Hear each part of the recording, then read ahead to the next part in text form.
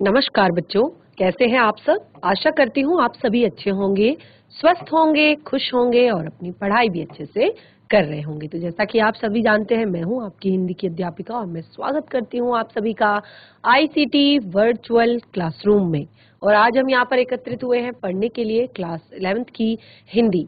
Class 11th की हिंदी में हमने अपनी हिंदी की पाठ्य पुस्तिका जो है हमारी आरोह और दूसरी जो पाठ्य पुस्तिका है वितान, लगभग सारे चैप्टर कंप्लीट हो चुके हैं। सभी को हमने रिवाइज भी कर लिया है और हिंदी व्याकरण के भी कुछ टॉपिक यहाँ पर जो आपके आने वाले हैं एग्जाम में, जैसे आपके यहाँ पर रिपोर्ट राइटिंग या आलेख लेखन या और भी जो भी चीजें हैं हिंदी व्याकरण से जुड़ी हुई या जो आपके द्वारा हमें बताई गई थी, संधि, समास या अलंकार, ये सारी चीजें हम पढ़ चुके हैं। आज हम आपके हिंदी व्याकरण का एक महत्वपूर्ण टॉपिक जो है यहाँ पर उपसर्ग, जैसे आपने सुना होगा सफिक्स एंड प्रीफिक्स, उपसर्ग और प्रत्यय, जो हिंदी में बहुत ही महत्वपूर्ण भूमिका निभाते हैं और ये आपने क्लास 6 से क्लास 10 तक हिंदी व्याकरण में कई बार इनको सुना होगा, कई बार प्रयोग भी किया होगा।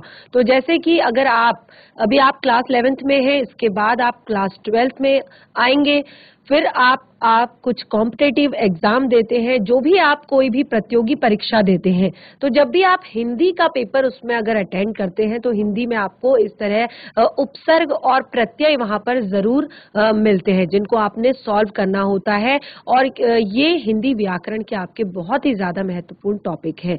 तो क्या होता है उपसर्ग, क्या होता है प्रत्यय, क्या होते हैं सफिक्स, क्या होते हैं प्रीफिक्स।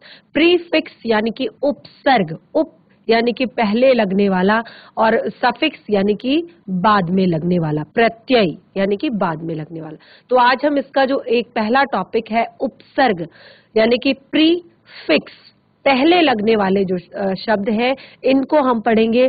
तो क्या होती है उपसर्ग की परिभाषा, शायद आप लोगों को याद होगी, अगर नहीं है तो अभी आपका पूरा टॉपिक यहाँ पर आपको रिवाइज हो जाएगा, क्योंकि बहुत ही ज्यादा महत्वपूर्ण आपका ये टॉपिक है।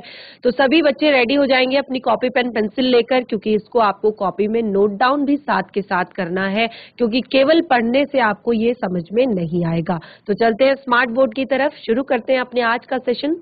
सभी बच्चे ध्यान पूर्वक पढ़ेंगे और समझने का प्रयास करेंगे। तो आज का हमारा टॉपिक है उपसर्ग। उपसर्ग, और जिसको कहते हैं इंग्लिश में, इंग्लिश वाला नाम याद रखना भी जरूरी है, क्योंकि कई बार बच्चे कंफ्यूज हो जाते हैं, कई बार बच्चे समझ नहीं पाते हैं कि ये क्या है। तो उपसर्ग यानी कि प्रीफिक्स, जो पहले लगता है, पहले फिक्स होता है, पहले जुड़ता है, ठीक है। तो उपसर्ग हमारा टॉपिक है। देखिए, ये जो आपके उपसर्ग हैं, प्रत्यय है, समास है, ये सब क्या है, ये आपके शब्द निर्माण की प्रक्रिया है। क्या है ये? शब्द निर्माण की प्रक्रिया है। आप क्या करते हैं जब शब्दों को जोड़ते हैं, देखिए कुछ नए शब्द होते हैं, उनमें कुछ मूल शब्दों को कुछ आपके शब्दांश होते हैं, उनको आप, कुछ मूल शब्द होते हैं, उनमें आप जब जोड़ते हैं तो उनके अर्थ में परिवर्तन हो जाता है, यानी कि शब्द का अर्थ परिवर्तित हो जाता है, या शब्द के अर्थ में कोई विशेषता आ जाती है, उसी को आपका उपसर्ग कहा जाता है। तो कुछ सबसे पहले हम यहाँ पर कुछ एग्जाम्पल लेंगे और उसी से हम इसकी परिभाषा बनाएंगे, और उसके बाद हम इसकी विशेषताओं को जानेंगे और उसके प्रकार को भी जानेंगे। तो शब्द निर्माण की प्रक्रिया है उपसर्ग। आप ये सबसे पहले जान लीजिए कि उपसर्ग है शब्द निर्माण की। नया शब्द आपका एक बनेगा, शब्द की परिभाषा ही, एक शब्द का अर्थ ही पूरी तरह से यहाँ पर परिवर्तित हो जाएगा। देखिए, आप सबसे पहले हम यहाँ पर कुछ वाक्य लिखेंगे, कुछ शब्द लिखेंगे, उससे हम वाक्य बनाएंगे। जैसे कि हम यहाँ पर एक शब्द लेते हैं, शब्दांश लेते हैं, ध्यान पूर्वक समझिएगा। ये हमारा शब्दांश है। शब्दांश यानी कि शब्द का एक अंश, छोटा सा भाग, प्र, ठीक है। एक और शब्द यहाँ पर शब्दांश लेते हैं, आ। एक और शब्दांश हम लेते हैं, उप। एक और शब्दांश हम यहां लेते हैं अलंग।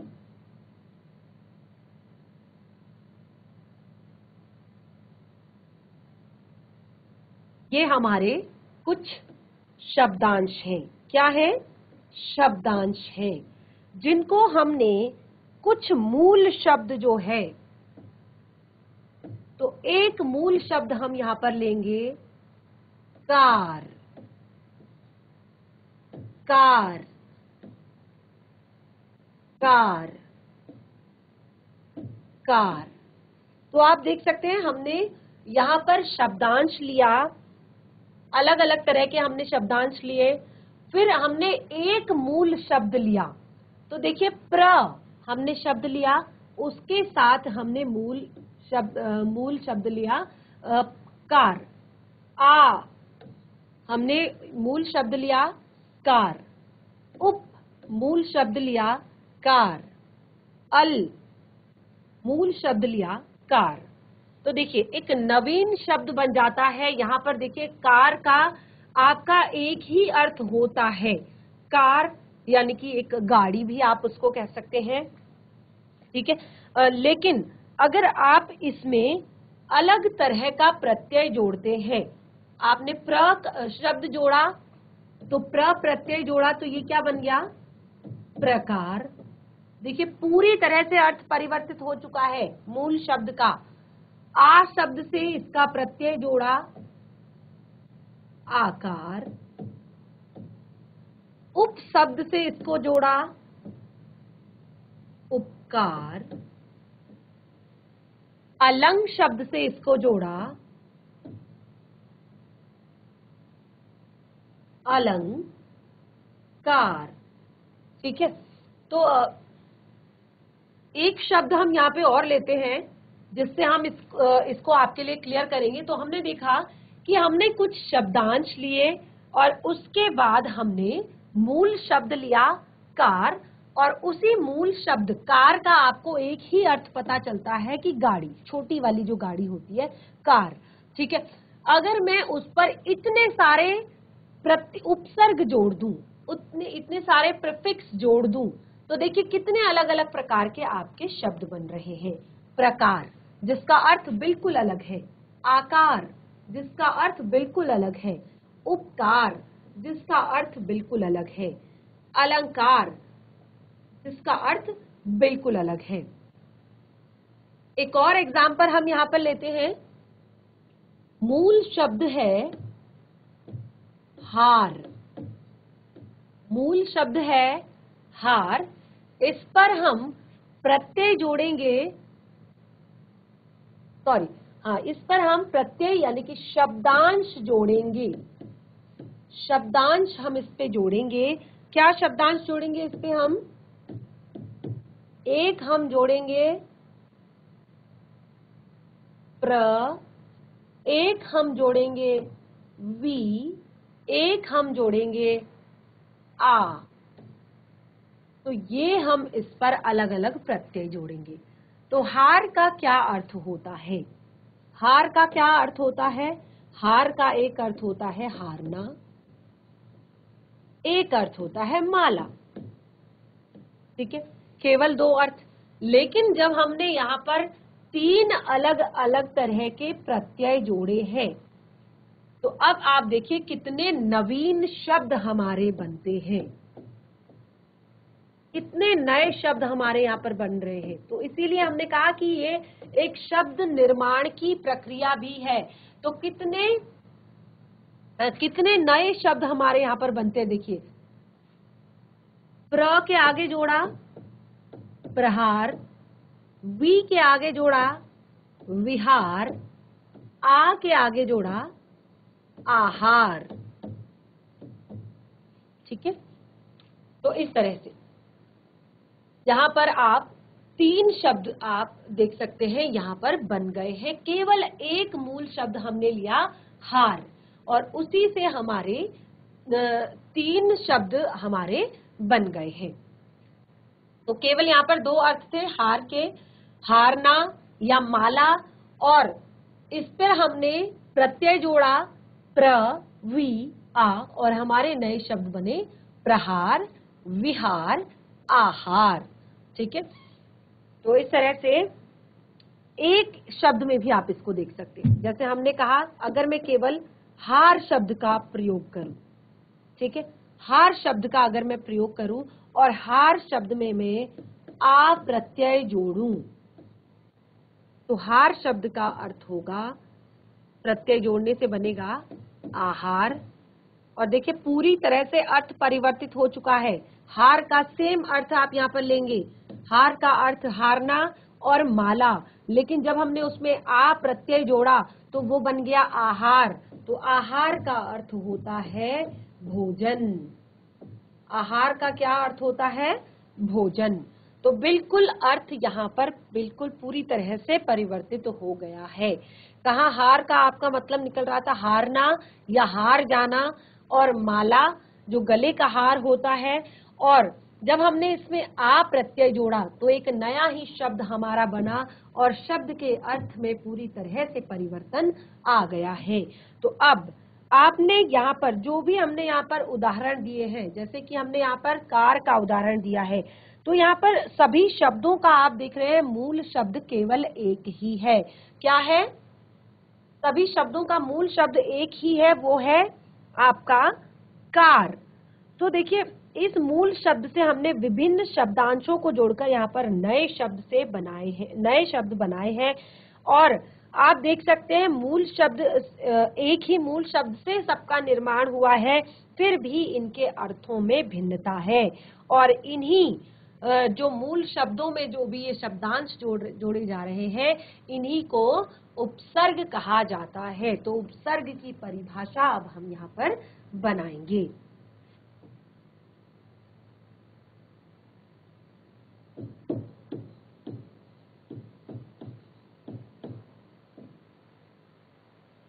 परिभाषा, ठीक है। तो अब हमारी क्या परिभाषा बनी? क्या क्या सीखा हमने अभी तक? हमने सीखा कि जो शब्दांश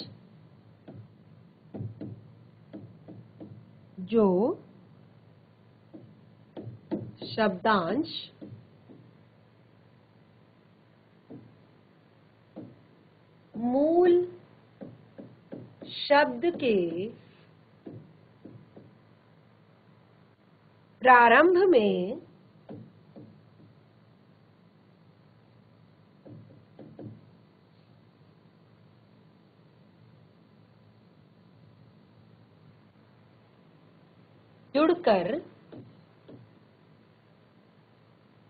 प्रारंभ में जुड़कर उसके या उनके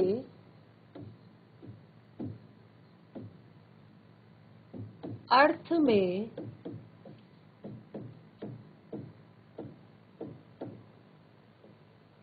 में परिवर्तन या विशेषता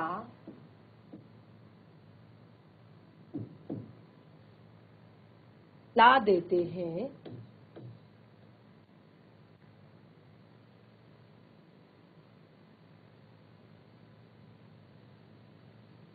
उन्हें उपसर्ग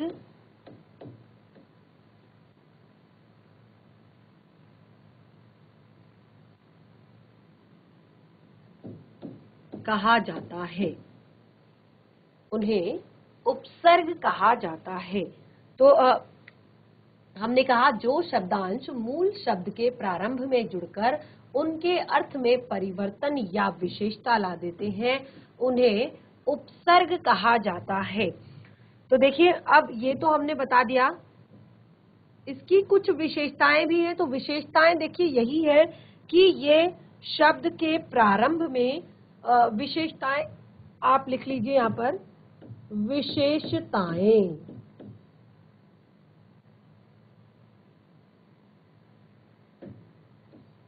कि उपसर्ग शब्द के प्रारंभ में जुड़ता है। उपसर्ग शब्द के प्रारंभ में। दूसरी आपकी विशेषता है कि इनका प्रयोग स्वतंत्र रूप से नहीं किया जा सकता। इनका स्वतंत्र रूप से प्रयोग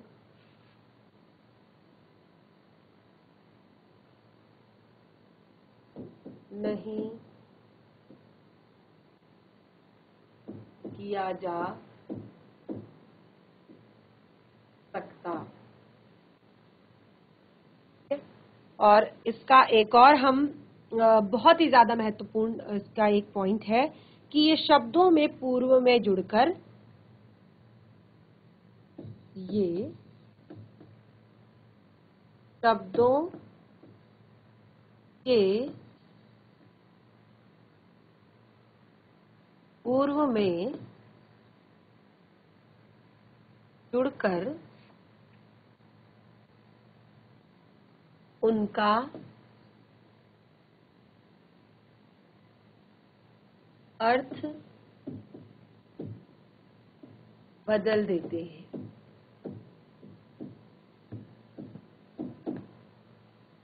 ये शब्दों के पूर्व में जुड़कर इनका अर्थ बदल देते हैं। तो सबसे पहले हमने यहाँ पर क्या कहा कि उपसर्ग शब्द के प्रारंभ में जुड़ता है, किसी भी शब्द के प्रारंभ में, और इसका स्वतंत्र रूप से प्रयोग नहीं किया जा सकता, और ये शब्दों के पूर्व में जुड़कर उसका अर्थ परिवर्तित कर देते हैं। ये तीनों चीजें हमारी यहाँ पर परिभाषा में भी हमें क्लियर हुई है। अब देखिए, हमने शब्दों के कुछ प्रकार, जब हमने शब्दों के अलग अलग हमने प्रकार देखे, तो उसी के आधार पर हमने उपसर्गों के भी प्रकार हमने यहाँ पर देखे। तो उपसर्गों के प्रकार क्या कौन कौन से होते हैं? उपसर्गों के प्रकार वो हम यहाँ पर लिखेंगे। उपसर्गों के प्रकार। तो देखिए, उपसर्गों के प्रकार, ये सबसे महत्वपूर्ण पॉइंट है, इसको आप जरूर नोट डाउन करेंगे बहुत अच्छे से। सबसे पहले संस्कृत के उपसर्ग। संस्कृत के उपसर्ग, इनको हम इसी तरह से समझ सकते हैं। फिर है हिंदी के उपसर्ग।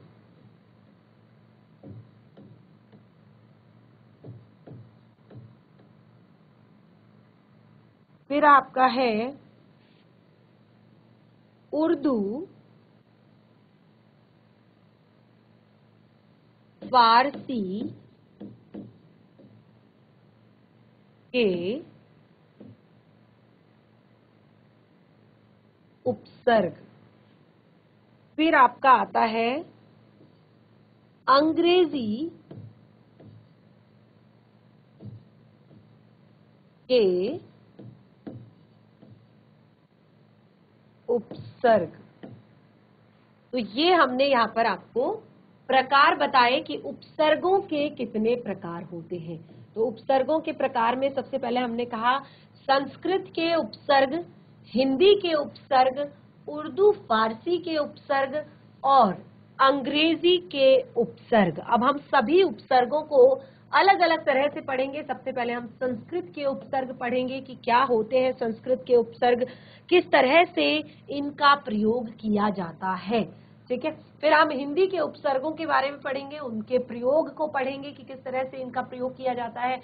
सेम उर्दू, फारसी और अंग्रेजी, अलग अलग सभी प्रकार के जो उपसर्ग है सबको हम यहाँ पर क्लियर करेंगे। तो सबसे पहला हमारा टॉपिक है संस्कृत के उपसर्ग।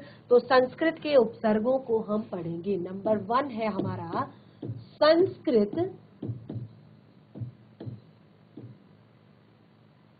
के उपसर्ग। संस्कृत के उपसर्ग, ठीक है। संस्कृत के उपसर्गों में सबसे पहले हम यहाँ पर उपसर्ग लिखेंगे, उसका हम अर्थ आपको बताएंगे और उसके उदाहरण हम आपको देंगे कि कैसे यहाँ पर इनको प्रयोग किया गया है। उदाहरण,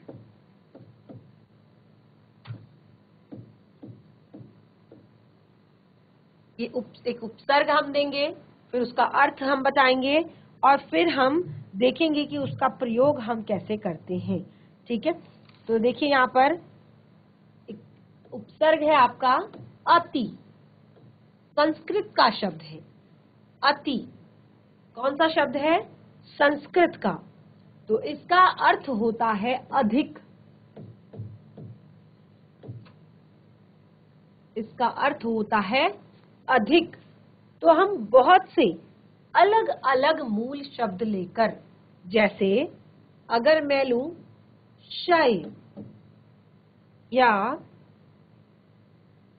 अत्यंत या प्रिय, तो देखिए किस प्रकार के शब्द बन रहे हैं। अति धन शय क्या होगा आपका? अतिशय। अति धन यंत अत्यंत, अति धन प्रिय अति प्रिय। ठीक है, तो उदाहरण के तौर पर हम इन 3 शब्दों को यहाँ पर लिखेंगे, जैसे अतिशय,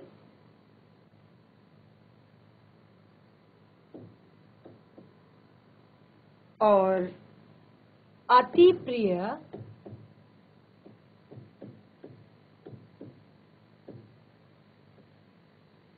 और आपका अत्यंत।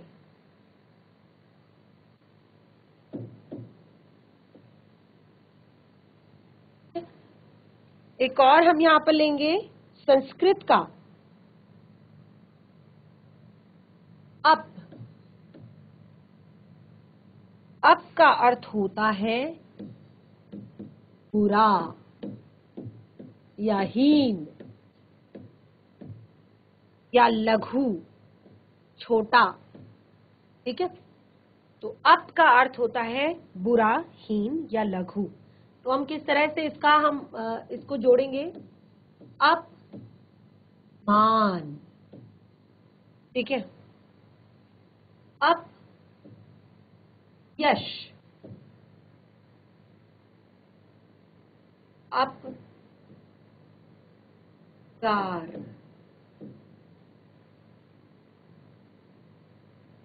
तो इस तरह से हम इनको प्रयोग कर सकते हैं, यूज इनका कर सकते हैं। एक और शब्द आता है संस्कृत का अभी, एक और उपसर्ग है। अभी का अर्थ होता है सामने या निकट।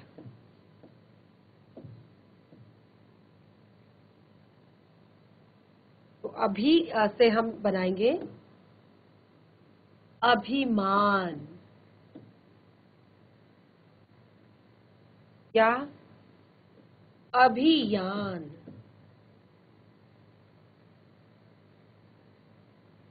आदि शब्द। ठीक है, इसी तरह से बहुत सारे इस तरह के एग्जाम्पल हैं संस्कृत में। उपसर्ग इस तरह के हैं, जैसे आपका दुर, संस्कृत का शब्द है, उपसर्ग है और दुर। तो दुर का अर्थ होता है बुरा या कठिन।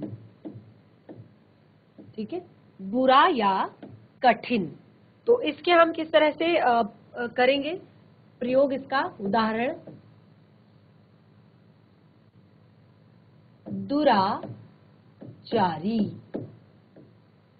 या दुर्लभ।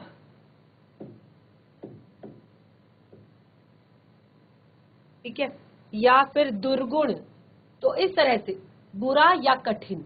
तो इस तरह जो यहाँ पर हम शब्द दिख रहे लिख रहे हैं, इन्हें आप जरूर नोट डाउन करेंगे, तभी आप बता पाएंगे कि कौन से संस्कृत के आपके उपसर्ग हैं, कौन से हिंदी के उपसर्ग हैं, कौन से आपके उर्दू या फारसी के आपके उपसर्ग हैं, और इनको आप किस किस तरह से और कैसे यूज करेंगे। और भी बहुत सारे, जैसे कि हमने कहा सु, सु भी आपका संस्कृत का उपसर्ग है, और सु का अर्थ होता है सुंदर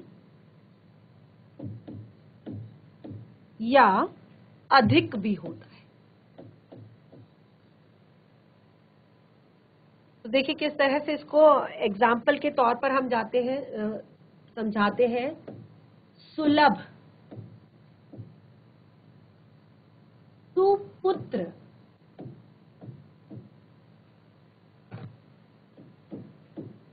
सुधार। तो इस तरह से हम इन शब्दों को प्रयोग कर सकते हैं, इससे हम नए शब्द बना सकते हैं। देखिए सारे शब्द जो है अलग अलग हैं और सबके अर्थ जो है वो भी अलग अलग हैं। सुलभ, सुपुत्र, सुधार, ठीक है। इसी तरह से और भी बहुत सारे, जैसे अगर हम कु की बात करें, बिल्कुल इसी तरह से कु का भी हम प्रयोग करते हैं, संस्कृत का ही आपका उपसर्ग है। और लेकिन ये प्रायः जो ये यहाँ पर हमने शब्दांश अभी तक प्रयोग किए थे, ये शब्दांश जो है संस्कृत के शब्दांश हैं, लेकिन हिंदी में कुछ पूर्ण शब्द भी उपसर्ग की भांति प्रयोग होते हैं। और ये जो पूर्ण शब्द आपके एक मूल शब्दांश की तरह प्रयोग किए जाते हैं या उपसर्ग की तरह प्रयोग किए जाते हैं, तो इन्हें मूल शब्द से पहले जोड़कर यौगिक शब्द की रचना की जाती है, यानी कि साथ में जोड़कर इनसे यौगिक शब्दों की रचना की जाती है। तो कुछ उदाहरण इसके हम यहाँ पे देंगे। जैसे मैंने कहा कु, तो कु का अर्थ होता है बुरा, ठीक है। तो कु का अर्थ होता है बुरा। इसके एग्जाम्पल हम कैसे बताएंगे?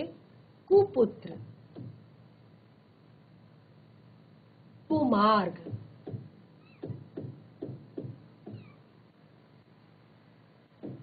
कुसमय,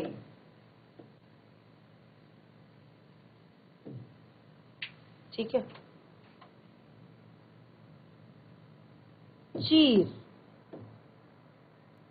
सभी संस्कृत के उपसर्ग हैं। अभी तक हमने इसके अलावा कोई और उपसर्ग नहीं पढ़ा है, संस्कृत के उपसर्गों की यहाँ पर बात हो रही है। तो यहाँ पर चीर का अर्थ होता है आपका बहुत, और इसको हम कैसे प्रयोग करते हैं? चिरायु,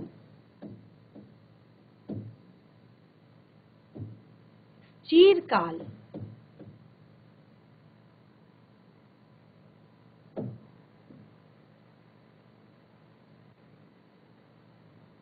चिरंजीवी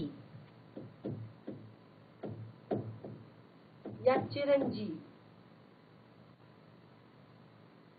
ठीक है। तो ये सारे शब्द आपके संस्कृत के उपसर्ग हैं।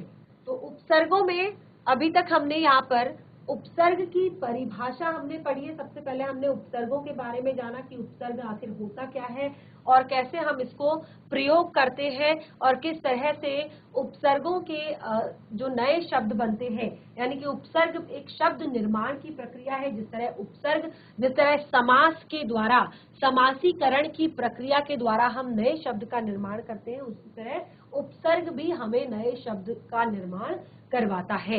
तो हमने यहाँ पर आपको पूरी तरह से क्लियर किया कि किस तरह से उपसर्ग को यूज किया जाता है, और उसकी परिभाषा फिर हमने बताई, और एग्जाम्पल विशेषताएं कुछ ये बताई कि ये शब्द के प्रारंभ में जुड़ते हैं। कई बार बच्चे कंफ्यूज हो जाते हैं उपसर्ग और प्रत्यय में, इसीलिए जब भी आप उपसर्ग लिखो तो उसका अंग्रेजी नाम जो है प्रीफिक्स, प्री यानी कि पहले, फिक्स यानी कि लगने वाला या जुड़ने वाला, ये भी आप इसको याद कर सकते हैं। तो उपसर्ग की विशेषताएं हमने यहाँ पर केवल 3 पंक्तियों में लिख दी, जो कि आपके परिभाषा को भी आपका बना देती है कि उपसर्ग जो है वो शब्द के प्रारंभ में जुड़ता है और इनका प्रयोग स्वतंत्र रूप से नहीं किया जा सकता, और साथ ही ये शब्दों के पूर्व में जुड़कर उसका अर्थ परिवर्तित कर देते हैं या अर्थ में विशेषता ला देते हैं। तो बच्चों, आज हमने यहाँ पर उपसर्ग की परिभाषा और उपसर्ग के प्रकार और उपसर्ग की विशेषताओं को पढ़ा है। उपसर्ग के प्रकारों में हमने केवल पहला जो प्रकार है संस्कृत के उपसर्ग, इनको हमने पढ़ा है और आप सभी ने ये नोट डाउन भी जरूर अपनी कॉपी में किया होगा।